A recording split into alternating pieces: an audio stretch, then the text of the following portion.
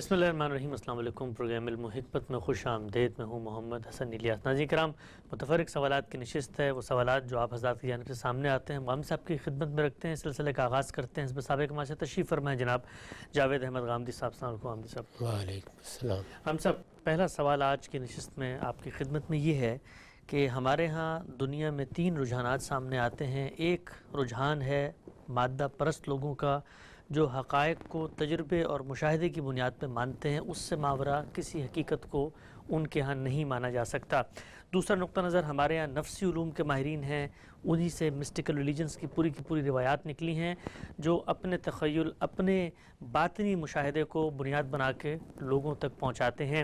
اور تیسری ہمارے نزدیک اسلام ہے، الہامی روایت، جہاں پر ایک شخص کھڑا ہو کر یہ دعویٰ کرتا ہے کہ اس کا اللہ تعالیٰ سے رابطہ قائم ہوا ہے اور اللہ نے اس سے گفتگو کی ہے، اور وہ گفتگو کلام کی صورت میں سامنے آتی ہے۔ سوال آپ کی خدمت میں یہ ہے کہ مادہ پرست تو ماورا سے آگے کسی حقیقت کو ماننے پر تیار نہیں ہیں، جبکہ جو نفسی علوم کے ماہرین ہیں وہ مادے سے آگے چیزوں کو ماننے پر کم سے کم آمادہ ہیں۔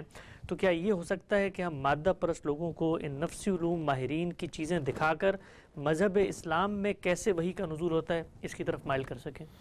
ان دونوں کا آپس میں کوئی تعلق نہیں ہے۔ مادہ اور نفس دونوں اس دنیا کی چیزیں ہیں۔ مادے کو ہم مشاہدہ کرتے ہیں، نفس بھی ہمارے لیے مشاہدے کی چیز ہے۔ نفس سے کیا مراد ہے؟ یعنی میرے باطن میں جو شخصیت بول رہی ہے وہ نفس ہے۔ نفس ایک حقیقت ہے، مادہ بھی ایک حقیقت ہے۔ مادہ بھی قابل مشاہدہ ہے، نفس بھی قابل مشاہدہ ہے۔ یعنی نفس کو اس کی ذات کے لحاظ سے تو نہیں دیکھا جا سکتا، لیکن ہم اس کو بات کرتے ہوئے، اس کو سوچتے ہوئے، اس کو چیزوں کا تجزیہ کرتے ہوئے، اس کو آثار و شواہد سے استدلال کرتے ہوئے دیکھتے ہیں۔ ایک پوری شخصیت خود ہمارے اندر بول رہی ہوتی ہے۔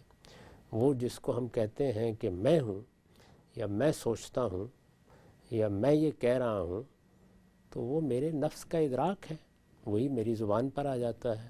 تو یہ دونوں چیزیں تو اصل میں اسی مادی دنیا کی چیزیں ہیں۔ یعنی نفس بھی اس دنیا میں اپنے شعور کے ساتھ موجود ہے، مادہ بھی اپنے تمام مظاہر کے ساتھ موجود ہے۔ تو اس لیے جو علوم ان دونوں سے متعلق ہوں گے وہ کوئی ماورا علوم نہیں ہوں گے۔ یہ صحیح ہے کہ مادے میں چیزیں زیادہ تر مریات سے تعلق رکھتی ہیں، یعنی وہ ویزیبل ہوتی ہیں، ان کا ہم مشاہدہ کرتے ہیں زیادہ تر۔ اس میں بھی اب بہت سی چیزیں ہم نے ایسی دریافت کر لی ہیں جو اس طرح مریات نہیں ہیں، دیکھی نہیں جا سکتی، چھونا ان کو ممکن نہیں ہوتا، یا وہ ہمارے حواس کی گرفت میں اس طرح نہیں آتی، لیکن اپنے آثار کی بنیاد پر ہم ان کو پہچانتے بھی ہیں۔ کتنی چیزیں ہیں جن کی بنیاد پر ہمارے جدید آلات کام کر رہے ہیں، لیکن ان کو ہم اس طرح سے آنکھوں سے نہ دیکھ سکتے ہیں نہ دکھا سکتے ہیں۔ تو اس لیے مادے میں بھی بہت سے حقائق ایسے سامنے آ گئے ہیں جو ہمارے لیے ماورا کہے جا سکتے تھے، لیکن وہ حقیقت میں ماورا نہیں ہے۔ نفس کا معاملہ بھی یہی ہے، وہ یہاں کی چیز ہے، اس کا یہاں ہی ہم مطالعہ کر سکتے ہیں۔ ہمارے ہاں ایک پورا علم نفسیات کے نام سے وجود میں آ گیا ہے۔ اس سے پہلے صوفیہ کے ہاں بڑی غیر معمولی روایت رہی ہے جو نفسی کا مطالعہ کرتی رہی ہے۔ نفسی علوم بھی دنیا میں کوئی ایسی چیز نہیں ہے کہ ان کو اجنبی قرار دیا جا سکے۔ نفسی علوم میں جادو ہے، اسی طرح ہپنوٹزم ہے، مسمرزم ہے، اور بہت سے علوم ہیں جن کا ذکر پہلے بھی کیا جاتا رہا ہے۔ خود قرآن مجید نے نفسی علوم کے بارے میں 2 باتیں بڑی وضاحت کے ساتھ کہیں۔ ایک یہ کہ یہ علوم بھی اللہ تعالیٰ کا ایک لحاظ سے نزول ہے، کیونکہ یہ 2 فرشتوں کو دیے گئے تھے، ہاروت و ماروت کا ذکر بھی کیا اس میں، یہ یا ان سے ملتے جلتے علوم۔ اسی طرح سیدنا سلیمان کے بارے میں یہ بتایا ہے کہ ان کی سلطنت میں ایک ایسا شخص بھی تھا کہ الذی عندہ علم من الکتاب، جس کے پاس نوشتہ خداوندی کا ایک علم تھا، اور وہ علم اتنا غیر معمولی تھا کہ اس سے وہ 1500 میل کم و بیش فاصلہ تھا، جس سے ملکہ بلقیس کا تخت چشم زدن میں اٹھا لایا۔ یہ بات بظاہر بڑی غیر معمولی لگتی ہے، لیکن اب ہم دیکھ رہے ہیں کہ خود مادی علوم کی تحقیق سے ہم چیزوں کو چشم زدن میں کہاں سے کہاں منتقل کر دیتے ہیں. تو یہ دونوں چیزیں کوئی ماورا چیزیں نہیں ہیں، یہ اسی دنیا کی چیزیں ہیں. ماورا تو ذات باری ہے، ماورا وہ ملائے اعلیٰ ہے، وہ عالم ہے جس عالم کا ہمیں پیغمبروں نے تعارف کرایا ہے. مادے اور نفس کو ہم یہاں مشاہدہ کرتے ہیں، ان کے علوم بھی یہاں کے ہیں، ان علوم پہ دسترس بھی لوگ حاصل کر لیتے ہیں. اس کے لیے کسی کا نیکوکار ہونا یا بدکار ہونا یہ بےمانی ہے.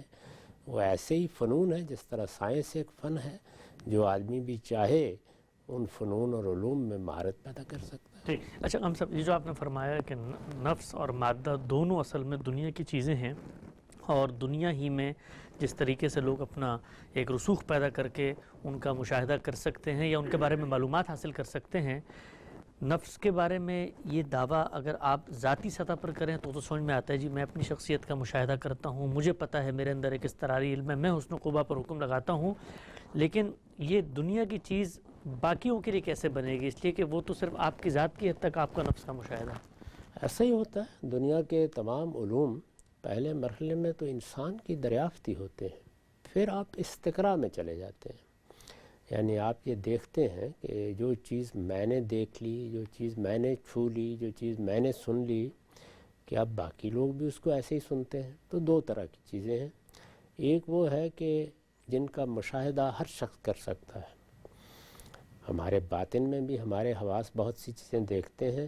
وہ ہم دنیا کے ساتھ جب معاملہ کرتے ہیں تو معلوم ہو جاتا ہے کہ دنیا کے ایک گوشے سے لے کر دوسرے گوشے تک تمام انسان اپنے باطن کی آنکھ سے اسی طرح ان چیزوں کا مشاہدہ کر رہے ہیں. محبت کیا ہے، نفرت کیا ہے، ہماری عقل کیسے کام کرتی ہے، ہمارے اندر خواہشات کس طریقے سے سر اٹھاتی ہیں. بہت سے ہمارے جبلی تقاضے ہیں وہ بھی اس طرح کے مرئی تقاضے نہیں ہیں، ان کو ہم اپنے باطن کی آنکھ سے ہی دیکھتے ہیں. ان چیزوں کا استقراء کیا جاتا ہے اور معلوم ہوتا ہے کہ ہر جگہ لوگ اس کو جان رہے ہیں. اسی طرح ایک اس سے دوسرے درجے کی چیز یہ ہوتی ہے کہ بہت جگہوں پر بہت سے لوگوں کو ان کا مشاہدہ ہو جاتا ہے. تو نفسی علوم کے بارے میں ایک بڑی روایت دنیا میں موجود رہی ہے، اور بے شمار لوگ ہیں جو نفسی علوم میں مہارت پیدا کرتے ہیں، جو اس کی گواہی دیتے ہیں، جو ان سے استفادہ کر چکے ہیں یا اس کا اظہار کرتے ہیں. یہ بالکل درست ہے کہ وہ میرا آپ کا ہر ایک کا تجربہ نہیں بنتے، لیکن ہمارے اندر سے بہت سے لوگوں کا تجربہ اور مشاہدہ بن جاتے ہیں. میں تو ان کو زیادہ اہمیت نہیں دیتا، لیکن جب اللہ تعالیٰ نے قرآن مجید میں ان کے بارے میں بتا دیا کہ وہ باقاعدہ علم ہے، یہ بتا دیا کہ وہ علم بھی اللہ تعالیٰ نے ایک خاص مرحلے پر نازل کیا تھا، اور یہ بھی بتا دیا کہ اس کی مہارت سے کیا غیر معمولی کارنامے دکھائے جا سکتے ہیں، تو اب کوئی وجہ نہیں کہ ان کا انکار کیا جائے.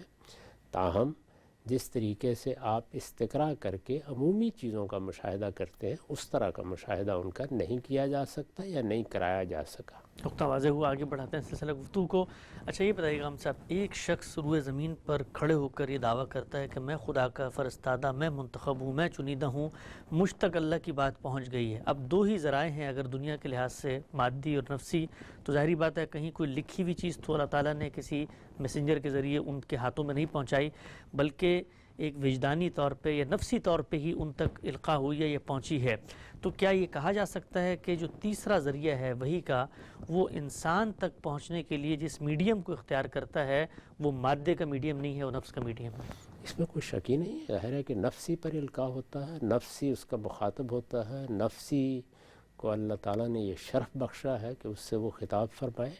ویسے تو قرآن مجید نے یہ بتایا ہے کہ اللہ تعالیٰ کا امر ہر چیز میں نازل ہوتا ہے. اچھا. یہ بھی بتایا ہے کہ اس دنیا کی ہر چیز اللہ کی تسبیح کرتی ہے، لیکن اس کی تسبیح اور اس کی نماز کو ہم سمجھ نہیں سکتے.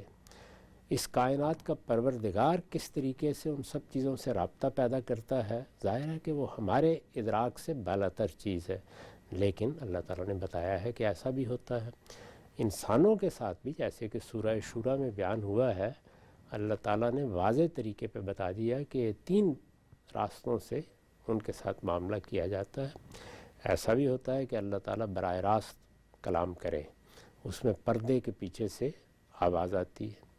ایسا بھی ہوتا ہے کہ ان کے دل میں ایک چیز القاء کر دی جاتی ہے، یا نفس میں القاء کر دی جاتی ہے کہہ لیجئے، اور ایسا بھی ہوتا ہے کہ اللہ اپنا فرشتہ بھیج دیتا ہے اور وہ آ کے اسی طریقے سے نفس میں اس چیز کو القاء کر دیتا ہے۔ تو یہ تینوں طریقے ہیں جن سے اللہ تعالیٰ اپنا پیغام بھیجتے ہیں۔ نفسی علوم کا تعلق اللہ تعالیٰ کی طرف سے کسی القاء یا الہام سے نہیں ہے۔ وہ تو جس طریقے سے آپ اس دنیا میں کار فرما قوانین کا مطالعہ کرتے ہیں، مادی قوانین ہیں، وہی قوانین ہیں جنہیں جب سائنس دریافت کر لیتی ہے تو اس سے ایجادات بھی ہوتی ہیں اور نئی نئی دنیایں بھی ہمارے سامنے آتی ہیں۔ تو نفس میں بھی اس طرح قوانین کار فرما ہیں، ان قوانین کو لوگ دریافت کر لیتے ہیں، ان کے طریقے الگ ہیں، ان کے طریقے الگ ہیں۔ تو یہ دو چیزیں یعنی نفسی علوم اور مادی علوم یہ اس دنیا ہی کی چیزیں ہیں، ان کو وحی کے ساتھ خلط ملط نہیں کرنا چاہیے۔ وحی تو اللہ تعالیٰ کا فیصلہ ہے، اللہ نے کسی بندے کا انتخاب کر کے فیصلہ کیا کہ وہ اس سے بات کرے گا، اور جب بات کرے گا تو کس طریقے سے کرے گا اس کی خود وضاحت فرما دی ہے۔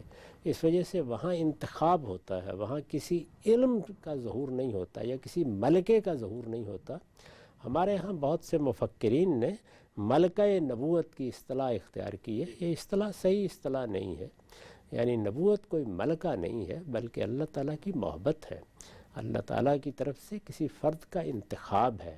یہ اللہ کے انتخاب کے نتیجے میں آنے والا الہام یا القاء یا وحی ہے جس سے اللہ اپنا پیغام بندوں تک پہنچاتا ہے۔ تو یہاں معاملے کی نوعیت یہ نہیں ہوتی۔ یہاں تو ہم دیکھتے ہیں کہ سیدنا موسیٰ کو کچھ خبر ہی نہیں ہے، وہ ایک جگہ سے چلے ہیں، رات ہے، سرد رات میں ایک جگہ اپنے اہل و عیال کے ساتھ کھڑے ہیں، تاریکی میں روشنی نظر آتی ہے، وہاں یہ کہتے ہیں کہ یہ مجھے آگ محسوس ہو رہی ہے، میں یہاں جا کے معلوم کرتا ہوں، شاید راستے کا کچھ پتہ چل جائے، یا چلیے کچھ دو انگارے لے آئیں گے، بیٹھ کر تاپ لیں گے، رات بہت سرد ہے، اور یک بے یک انتخاب کر لیا جاتا ہے۔ یعنی یہاں کوئی چلہ، کوئی ریاضت، کوئی تیاری، اس طرح کی کوئی چیز نہیں ہوتی۔ جبکہ نفسی علوم میں آپ کو اسی طرح کا ریاض کرنا پڑتا ہے جس طرح آپ مادی علوم میں کرتے ہیں۔ یعنی مادی علوم میں غور و فکر کیا جائے گا، تجربات کیے جائیں گے، چیزوں کو صحیح و خطا کے طریقے پر جانچا پرکھا جائے گا، اس سے کوئی چیز دریافت ہوتی ہے یا کوئی ایجاد ہو جاتی ہے، اور یک بے یک پتہ چلتا ہے کہ اس کائنات میں تو یہ راز بھی پوشیدہ تھا۔ نفسی علوم میں دوسرے طریقے اختیار کیے جاتے ہیں۔ تو یہ جس طرح سے غور و فکر کا نتیجہ ہے وہ اسی طرح سے بعض ریاستوں کے نتیجے میں حاصل ہو جاتا ہے۔ یہ جو رات کے وقت ہم سوتے ہیں اور اس میں ہمیں خواب آتے ہیں، تو اس میں ہمارا نفس اصل میں کیا کرتا ہے، چیزوں کو تمثیل میں تبدیل کر دیتا ہے۔ تمثیل میں جب وہ تبدیل ہوتی ہیں تو بارہا ماضی، حال، مستقبل کے بعد احوال ہم پر کھل جاتے ہیں، اسی کو آپ خواب کی تعبیر کہتے ہیں۔ ایسی ہی صورت اور بعض چیزوں میں بھی ہو جاتی ہے، تو اس کو اس کے ساتھ ملا کے نہیں دیکھنا چاہیے، نہ ان میں سے ایک سے دوسری پر استدلال کیا جا سکتا ہے۔ وہی، الہام، اللہ کا انتخاب، نبوت، اس سے کوئی تعلق نہیں ہے کہ یہ کوئی علم ہے جو آپ نے سیکھ لیا، یہ کوئی ملکہ ہے جس کا کسی ریاضت سے ظہور ہو گیا، ان میں سے کوئی چیز بھی نہیں ہے، یہ سر خدا کا انتخاب ہوتا ہے۔ ٹھیک، نقطہ آپ نے واضح کیا۔ اچھا ہم سب بعض مفکرین آپ نے ذکر کیا، ہم بھی دیکھتے ہیں کہ علامہ محمد اقبال علیہ رحمہ اپنے خطبات میں خود وحی کے بارے میں لوگوں کو بتانے کے لیے، اس لیے کہ دنیا کے اندر جب بھی آپ کسی کو سمجھانا چاہتے ہیں تو کوئی کامن پوائنٹ آف ریفرنس تلاش کرتے ہیں، اس کو انہی چیزوں کے ساتھ تشبیہ دے کے، جس طرح ایک شاعر کے اوپر الہام ہوتا ہے، ایک شاعر جو ہے وہ ماورا سے کچھ چیزوں کو اخذ کر کے تخیل میں پیدا کر کے دنیا تک پہنچا دیتا ہے، اس سے مماثل قرار دے کے چیز قرار دیتے ہیں۔ تو کیا اس بارے میں بھی نقطہ ہے؟ میں نے عرض کر دیا کہ میں اس کو صحیح نہیں سمجھتا، میرے خیال میں ان کے درمیان کوئی باہمی ربط بھی نہیں ہے، اور اللہ تعالیٰ نے یہ طریقہ اختیار بھی نہیں کیا۔ خود انہوں نے وحی کیا ہے، الہام کیا ہے، اس کے نتیجے میں اللہ کی کیا ہدایت آئی ہے، اس ہدایت کو سمجھنے کے کیا طریقے ہیں، اس کے لیے استدلال کیا ہوگا، یہ سب قرآن میں بیان کر دیا ہے۔ تو میرے نزدیک تو قرآن مجید نے جو طریقہ اختیار کیا وہی طریقہ ہر حال میں اختیار کرنا چاہیے۔ ان دونوں میں کوئی باہمی ربط ہے نہیں، یا یوں نہیں ہے کہ جس طرح سے ایک شاعر کو شاعری کا ملکہ حاصل ہوتا ہے، جس طریقے سے ایک صوفی ریاض کر کے اپنے نفس کی بعض حقیقتوں کو دریافت کر لیتا ہے، یا نفسی علوم کے ماہرین بعض غیر معمولی نتائج پیدا کر لیتے ہیں، نبوت بھی اسی طرح کی کوئی چیز ہے۔ یہ دونوں چیزیں بالکل الگ الگ ہیں. جب الگ الگ ہیں تو ان میں سے ایک سے دوسرے پر استدلال بھی نہیں کیا جا سکتا. ٹھیک نقطہ آپ نے واضح کیا. اچھا ہم صاحب جو پہلا سوال میں نے آپ کی خدمت میں رکھا تھا کہ دنیا کے اندر ایک بڑا طبقہ اس وقت موجود ہے جو صرف حقیقت کو ظاہر میں دیکھ کر ماننے پر اصرار کرتا ہے، تو ان سے مکالمہ کرتے ہوئے یہ تو ہم کہہ سکتے ہیں نا کہ بھئی دنیا میں دیکھو تم بھی مانتے ہو کہ ایسے حقائق بھی ہیں جو غیر مرئی ہیں، نظر نہیں آتے، اور یہ پوری کی پوری ایک روایت ہے چاہے وہ صوفیاء کی ہو یا مسٹک ریلیجنس کی، کہ وہاں پر نفسی علوم پر بھی بات کی جاتی ہے. اس کا مطلب یہ ہے کہ کچھ نہ کچھ مادے سے ماورا چیزیں موجود ہیں، اگرچہ دنیا ہی میں ہوں، تو ان کو اس پوائنٹ آف ریفرنس کامن پہ تو لایا جا سکتا ہے نا اس کے ذریعے. یعنی آپ یہ کر سکتے ہیں کہ خود مادی چیزوں میں بہت سی چیزیں ہیں کہ جن کا ہم اس طرح مشاہدہ نہیں کرتے، اور میرے نزدیک علم کی دنیا میں یہ نہیں کہا جاتا. یعنی مشاہدہ اور تجربہ یہ آپ کے ظاہری حواس سے بھی ہوتا ہے، باطنی حواس سے بھی ہوتا ہے. اگر اس طرح کا کوئی مشاہدہ اور تجربہ لوگوں کو ہو رہا ہے اور نفسی علوم کی کوئی غیر معمولی چیز سامنے آ رہی ہے، تو اس کو بھی استدلال کے طور پر اسی وقت پیش کریں گے جب لوگ اس کا تجربہ کر سکیں، جب وہ سائنس بنے. یا وہ سائنس بن جائے. یہ ابھی تک نہیں بنا، ابھی تک اس طرح نہیں ہوا. تو زیادہ سے زیادہ آپ یہ کر سکتے ہیں کہ ایک مثال کے طور پر بیان کر دیں کہ جس طریقے سے یہ علوم ہے، ضروری نہیں کہ ان علوم کو ہم سمجھ سکیں. اور بعض موقعوں کے اوپر جس طرح ایک سائنسدان لیبارٹری میں چیزوں کی تنقیح کرتا ہے، اس طرح ان کی تنقیح بھی نہیں ہو سکتی. ان کے جاننے کے ذرائع بھی الگ الگ ہیں، لیکن وہ ذرائع کیا فی الواقع ہیں؟ یعنی جب آپ استدلال کی بنیاد قائم کریں گے تو استدلال کی بنیاد تو محض آپ کے کہہ دینے سے قائم نہیں ہو جاتی. اس شخص کے لیے اس کو مشاہدہ بننا چاہیے، اس کے لیے اس کو تجربہ بننا چاہیے. سائنسدان آپ کو لیبارٹری میں لے جائیں گے اور وہاں جا کر جو بات وہ کر رہے ہیں اس کا تجربہ کرا دیں گے. تو اس وجہ سے اگر مماثلت پیدا بھی کر لی جائے تو دوسرا آدمی اس کا انکار کر دے گا تو اس کا حاصل کیا ہوگا؟ زیادہ سے زیادہ آپ یہی کہہ سکتے ہیں کہ یہ علوم موجود ہیں، اور چونکہ دنیا میں بہت سے لوگ ان کی مہارت کا دعویٰ کرتے رہے ہیں، تو اگر کوئی شخص چاہے تو وہ ان کی بھی تحقیق کر سکتا ہے. لیکن تحقیق کرے گا، اس کے علم میں کوئی چیز آئے گی، اس کا تجربہ بنے گی، آپ کے لیے بنائے استدلال اس سے پہلے کیسے بن جائے گی؟ تو جو چیز بنائے استدلال نہیں بن سکتی، اس سے اگر مماثل بھی کسی چیز کو قرار دیا جائے گا تو کون مانے گا اس کو؟ بالکل نقطہ واضح ہو گیا. اچھا ہم سب یہ بیان کیجئے گا کہ ہم دیکھتے ہیں انسان نے دنیا میں غور و فکر کیا تو اس کے نتیجے میں مادے کے اندر جو قوانین کار فرما ہیں اس تک پہنچنے میں اس کو کامیابی حاصل ہو گئی، اور اب وہ علم اور عقل کے مسلمات بن چکے ہیں. ہم جانتے ہیں پانی نشیب میں سطح ہموار رکھتا ہے. نفسی علوم میں یہ معاملہ کیوں نہیں ہوا؟ اس لیے کہ ہم یہ دیکھتے ہیں کہ انسان کا بہت لمبے عرصے سے اس باب میں اشتغال ہے، اور شروع سے صدیوں سے ہزاروں سال ہو گئے اب تو لوگ ان میں مہارت پیدا کر رہے ہیں. سائنس کیوں نہیں بن سکا؟ کیوں نہیں اس کے قوانین دریافت ہو سکے؟ اس کی بڑی وجہ یہ ہے کہ اس میں نفس انسانی کے ساتھ رابطہ پیدا کیا جاتا ہے، اور اس کے رابطہ پیدا کرنے کے جو طریقے اب تک ایجاد کیے گئے ہیں وہ سب کے سب طریقے شخصی ہیں. یعنی وہ کوئی ایسی مادی چیز نہیں ہے کہ آپ نے ایک ٹیسٹ ٹیوب میں ان کو دکھانا ہے. اس میں جو کچھ ہونا ہے وہ خود آپ کے ساتھ ہونا ہے. بہت اہم بات. تو اس وجہ سے یہ اس طرح کی سائنس تو نہیں بن سکا، لیکن اس بات کا پورا امکان ہے کہ لوگ اس کی جانب متوجہ ہوں، ان علوم کو بھی سائنسی طریقے سے انالائز کریں، ان کا تجزیہ کریں، اور کوئی ایسے طریقے دریافت کر لیں کہ ان کی بھی تعلیم تدریس کی جا سکے. ابھی تک تو ایسا نہیں ہوا، اور جب ایسا نہیں ہوا تو ان کو بنائے استدلال بھی نہیں بنایا جا سکتا. زیادہ سے زیادہ آپ لوگوں کو توجہ دلا سکتے ہیں کہ یہ علوم بھی ہیں، اور ان علوم کی بھی بعض شہادتیں ہم کو پرانی تاریخ میں ملتی ہیں. آج کے زمانے میں بھی بعض ماہرین یہ کہتے ہیں کہ ہمارے پاس اس طرح کا کوئی علم موجود ہے. خود ہمارے ہاں صوفیاء کے حلقے میں اس طرح کے علوم کا بہت ذکر ہوتا ہے. بعض لوگ اس زمانے میں اپنے تجربات بھی بیان کرتے ہیں، اور مجھے معلوم ہے کہ ایسے تجربات بعض لوگوں کو ہمارے زمانے میں بھی ہوئے ہیں جن کی کوئی توجیہ نہیں کی جا سکتی. تو یہ اصل میں اس طرح کا تجربہ نہ بنے ہیں، نہ میرا خیال ہے کہ ابھی بن سکتے ہیں جس طرح کا تجربہ سائنسی علوم بن جاتے ہیں. جب تک وہ یہ حیثیت نہیں اختیار کرتے ان کو بنا استدلال بھی نہیں بنایا جا سکتا، نہیں بنانا چاہیے. ٹھیک نقطہ واضح ہو گیا، آگے بڑھاتے ہیں.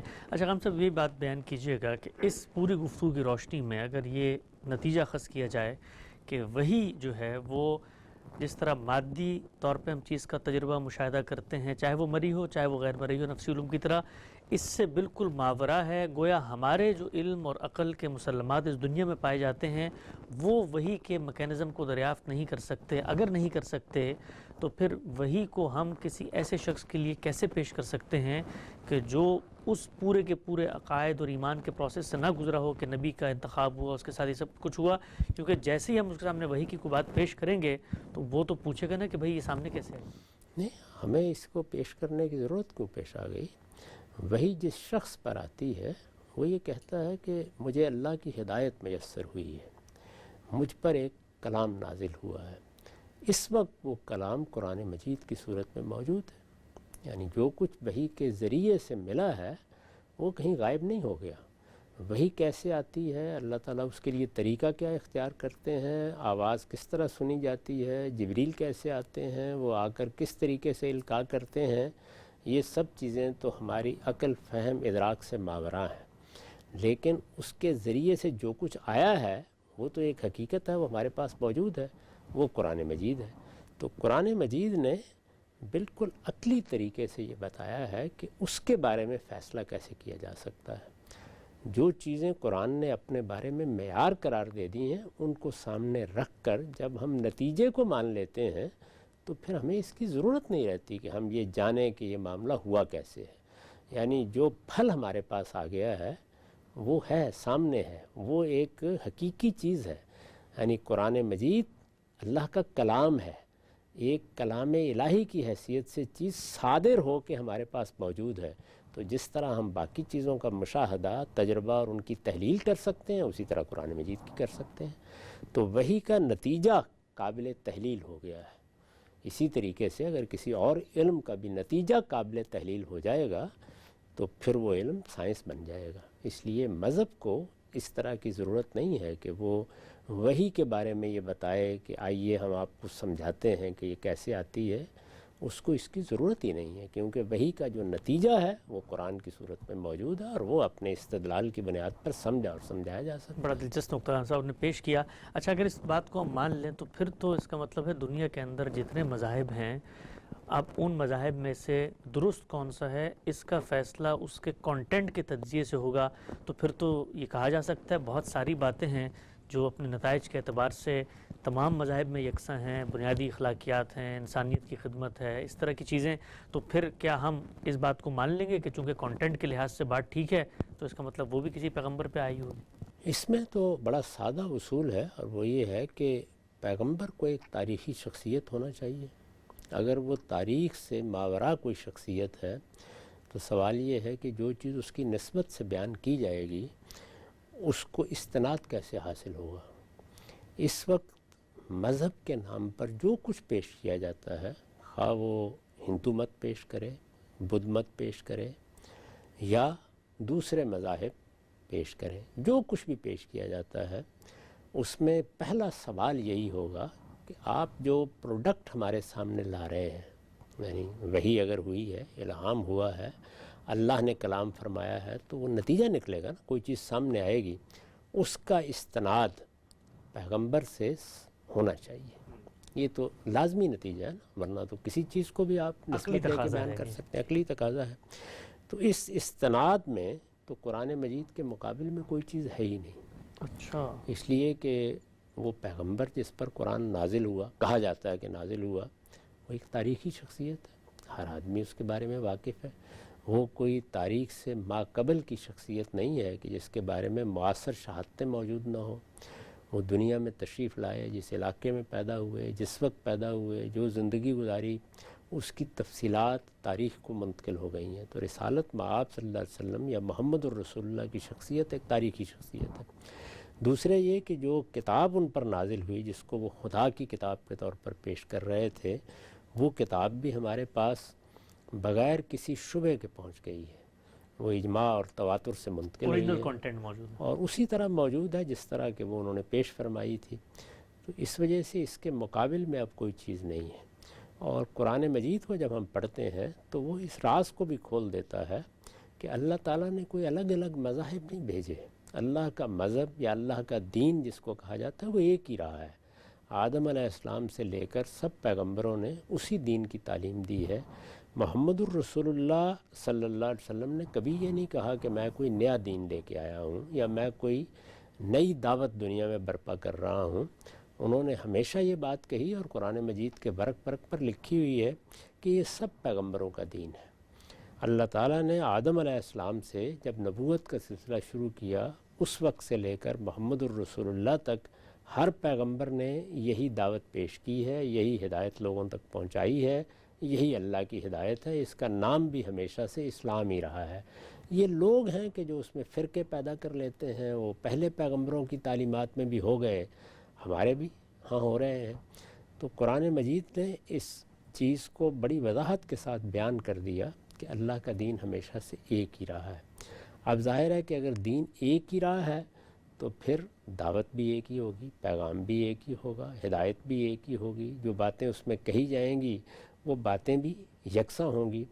اس سے پیچھے ہمارے پاس جو اللہ کی کتابیں ہیں ان کو جب ہم اس روشنی میں پڑھتے ہیں, یعنی قرآن مجید کی دی ہوئی روشنی میں, تو یہ حقیقت بالکل واضح ہو جاتی ہے کہ ایک ہی دعوت ہے, ایک ہی پیغام ہے, ایک ہی دین ہے, ان میں کوئی فرق نہیں ہے بنیادی طور پر. تو اس لیے میرے نزدیک تو اب اگر وحی کے تقابل میں کوئی چیز پیش کی جا سکتی ہے تو وہ قرآن ہے, وہ خود بھی قرآن ہے, تقابل میں بھی قرآن ہے, اول بھی وہی ہے, آخر بھی وہی ہے. سبحان اللہ, نقطہ واضح ہو گیا. اچھا خان صاحب, ایک سوال کسی نے پوچھا کہ ہم کسی غیر مسلم کو قرآن مجید دیتے ہیں اور یہی کہتے ہیں کہ اس کے کانٹینٹ کی بنیاد پہ فیصلہ کرو, تو وہ قرآن مجید کو پڑھتا ہے اور قرآن مجید پیغمبر کو کہہ رہا ہے کہ ہم نے بدر میں تمہاری نصرت اور تائید کے لیے فرشتے اتارے تھے اور اس طرح سے تمہیں فتح ہو گئی. اب نہ پیغمبر موجود ہے, نہ ہم اس بات کی تصدیق کر سکتے ہیں کہ فرشتے اترے تھے اور اس کے بعد ان کو فتح ملی, تو اب ہم کہاں سے اس کانٹینٹ کی بنیاد پہ محض فیصلہ کر لیں گے؟ اس لیے کہ جو کچھ ہوا وہ کیا شجاعت کی وجہ سے, لڑنے کی وجہ سے فتح ملی, یا فرشتے اترے, اللہ کی غیبی تائید مدد آئی؟ تو ہم تو ایک چیز کو جب کی ویریفیکیشن نہیں کر سکتے تو پھر ہم اس کو کیسے مانیں گے؟ نہیں, یہ یوں نہیں ہے کہ قرآن مجید میں جو کچھ بیان ہوا ہے اس کی ویریفیکیشن کرنی ہے. ہمیں قرآن مجید کی ویریفیکیشن کرنی ہے.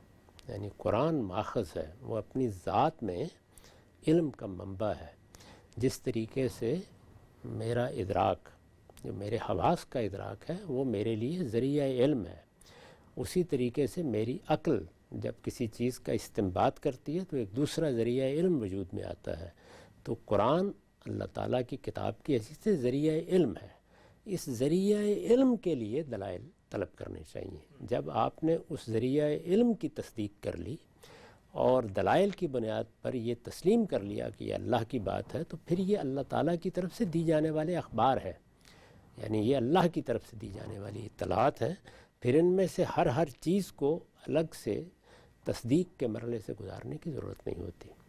بالکل اسی طرح جس طرح جب ایک علم اپنے آپ کو منوا لیتا ہے تو پھر وہ اپنے ایک ذریعے کی حیثیت سے اپنی بات پیش کرتا ہے. ہمارے حواس برسوں سے انسان سے یہ منوا چکے ہیں کہ وہ چیزوں کو دیکھتے ہیں اور ہمارے باطن کا حکم ان تک پہنچنے کے بعد اسے ادراک میں بدلتا ہے.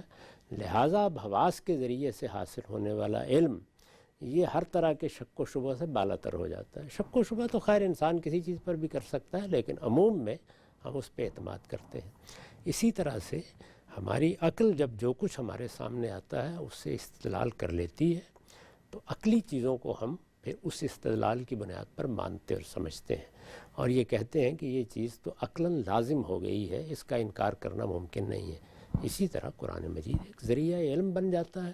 وہ ذریعہ علم بن گیا تو اب اللہ تعالیٰ کی بات کی حیثیت سے اس کو مانا بھی جاتا ہے اور سمجھا بھی جاتا ہے. ٹھیک. اچھا ہم سب یہ جو ابھی آپ نے آخر میں بات فرمائی, اس کو مان لیا جائے تو پھر نتیجے کے اعتبار سے فیصلہ کانٹینٹ پہ تو نہ ہوا, اور نتیجہ تو اس چیز کے اس اسنادی حیثیت پہ ہوا کہ وہ اللہ سے آیا ہے.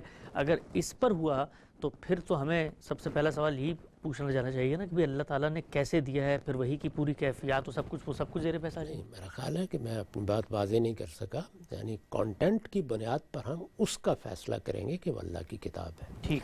اس کے لیے جو اس نے دلائل دیے ہیں کہ میں کیوں اللہ کی کتاب ہوں, یہ دلائل دیے ہیں نا قرآن نے, ان کی بنیاد پر آپ نے قرآن کو مان لیا. ٹھیک ٹھیک ٹھیک. اب جب قرآن مجید کو استدلال کی بنیاد پر قبول کر لیا جائے گا تو باقی اخبار کے لیے کسی استدلال کی ضرورت نہیں. اچھا نقطہ واضح ہو گیا ہم سب. ٹھیک, آگے بڑھاتے ہیں سلسلہ گفتگو کو. اچھا ایک چیز اور بتائیے گا ہم سب, مادہ اور نفس میرے لیے دونوں برابر سطح کی حجت بنتے ہیں؟ اگر برابر سطح کی حجت نہیں بنتے تو پھر قرآن مجید نے دونوں کو اپنی نشانی کے طور پہ بطور استدلال کیوں پیش کیے؟ چند مثالیں آپ نے بھی یہاں پر بتائیں کہ ہاروت و ماروت کو اللہ تعالیٰ کہتا ہے کہ علم سکھا دیا گیا تھا، یا ملکہ سبا کا تخت جو ہے وہ لے آیا گیا۔ تو اگر مادی چیزیں تو میں دیکھتا ہوں کہ زمین کے اندر بیج ڈالا اور اس سے پودا اور کوپل پھوٹ کے میرے سامنے پھل آ گیا، تو اگر دونوں ثبوت کے اعتبار سے میرے لیے باقاعدہ حجت بنتی ہیں، اور پھر دونوں کو کیوں پیش کیا گیا؟ دونوں ایک واقعہ ہے، اللہ تعالیٰ تو جو واقعہ ہے اس کو بیان کر دیں گے۔